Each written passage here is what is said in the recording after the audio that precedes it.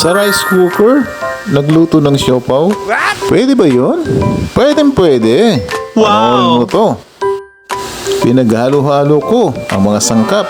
Harina, tubig, asukal, asin, margarine, at yeast siyempre. At umpisahan ko na ang pagmamasa. At umabot lang ako ng 4 minutes. At kailangan kong takpan ng plastic para mabilis umalsa. Wax paper ang gamit kong pansapin.